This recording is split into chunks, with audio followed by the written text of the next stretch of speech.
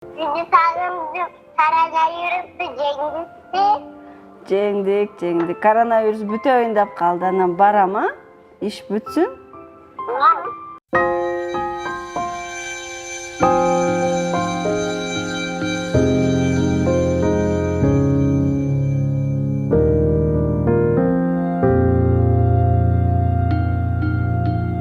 Кыргызстандын саламаттык сактоо тармагы болуп көрбөгөндөй оор жана кейиштүү абалда экендиги баарыбызга маалым. Айрыкча өткөн жылдан берки пандемия шартында буга баарыбыз күбө болдук.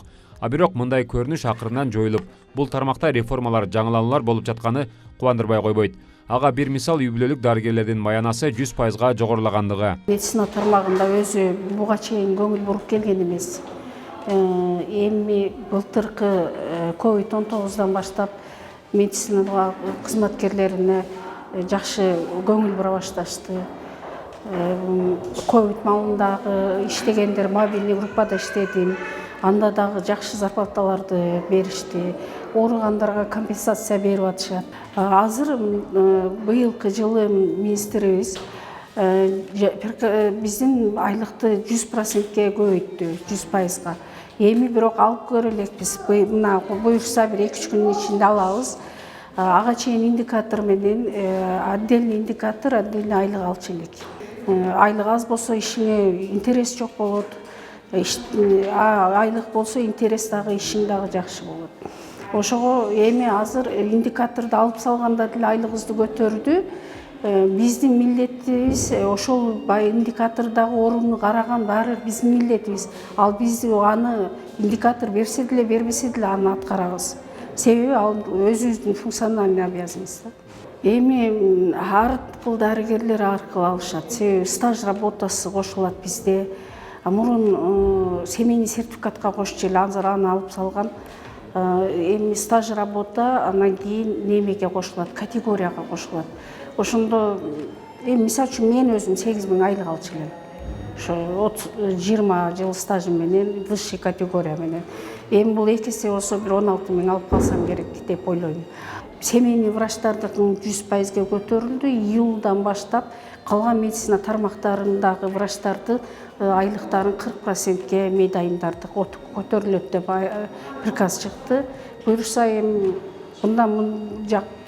бул жака жакшы эле көңүл бурулуп атат го деп ойлойм. Жаңы окууну бүтүп келген врачтарга дагы жакшы болду.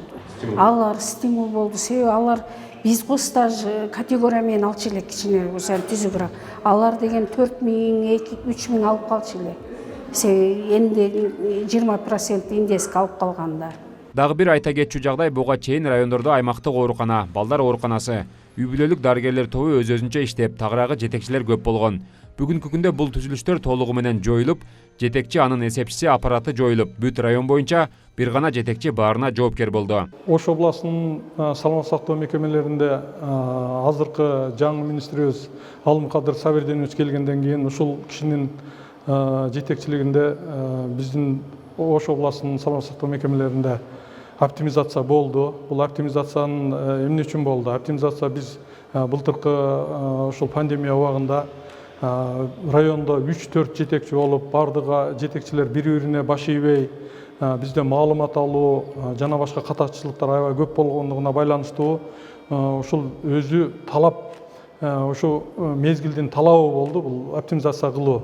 Ошон үчүн ушул оптимизация болду да. Азыр оптимизация болгондо райондо мурда 4 главврач болсо, азыр ошону 2 эле главврач болуп калды. Азыр аймактык ооруканалар, үй бүлөлүк медицина борбору жана тиш дарылоо поликлиникасы üçөө биригип жалпы дарыгерлер практикалык борбору болуп уюштурулду. Азыр ошол жерде бир жетекчи болуп, ошол 3 мекемеге бир жетекчи болуп, бир жетекчи бардык биздин суроо талаптарга бардыгына жооп берип, ошол бизге аябай жакшы болуп калды. Анан ушул оптимизация болгондо ошо министрдин өзүнүн контролунун негизинде бир дагы мед кызматкер баягы кыскартылбасын деген бизге талапты койду. Ошондой эле болду. Азыр медициналык кызматкерлерди максимально кыскартпоого аракет кылдык. Азыр эч жерде кыскартуу болгон жок. Жана медициналык кызматкерлер тарабынан эч кандай бир нааразычылыктар болгон жок. Анан Алымкадыр Сабирденович келгенден бери бизде көп эле жылыштар болду. Азыр жанагы медициналык аппараттарды, дары-дармектерди бизге келип түшүүсү аябай көп жакшы болду. Анан былтыркы жылдын эсебинен биз 58 тез жардам автоунааларын алдык. Алардын бардыгын райондорго бөлүп бердик. Азыркы жалпы дарыгерлер практикалык борборлоруна бөлүнүп берилди. Мурда ушул санитардык автоунаалар, тез жардам автоунаалары жетишпей, бизде аябай көп көйгөйлөр болот эле. Азыр ошолордун баары жогу чечилди. Учурдун эң көйгөйлүү маселеси COVID-19 оорусу менен күрөшүү. Ага жараша Ош шаарында жакын эле 100 адамга ылайыкталган жугуштуу оорулар үчүн жаңы корпусу курулуп бүттү. Аталган оорукана жетекчилиги бул ооруканага министрлик тарабынан жакшы көңүл бурулуп жаткандыгын айтат. Министрлик тарабынан бизге чоң мынау жанагы жасалма дем алдыруучу мына аппараттар жаңы келип коюлду. Азыр бизде бу жерде 15 аппарат турат. Анан бизге жакшы жанагы ковид менен ооругандарга эң негизгиси жана кислороддун доступу жакшы болуш керек да. Ошо мына кислородный станция курулуп калды. Ал келсе жанагы высокопоточный сәл давлениесі көбүрөөк неме менен келет дагы. Ошол кислороддук кычкылтекти үзгүлтүксүз берип турсак, булардын сакайышына көп шарт түзүлөт да. Бүгүнкү күнгө дары-дармек 3 айга чейин дары-дармектин запасы бар. Бардык неме керектүү нерселерибиз бар. Жана средства индивидуальной защиты дейт. Сиз деген бардык неменен камсыз болгонбуз. Дары-дармек бар, аппаратура бар, кадрларды, врачтарды бир нече жолу ошо жана коронавирустун 4-чү протокол деп коет. Аны мен окуудан өткөн, бүгүнкү күндө азыр 5-чи протокол чыкты.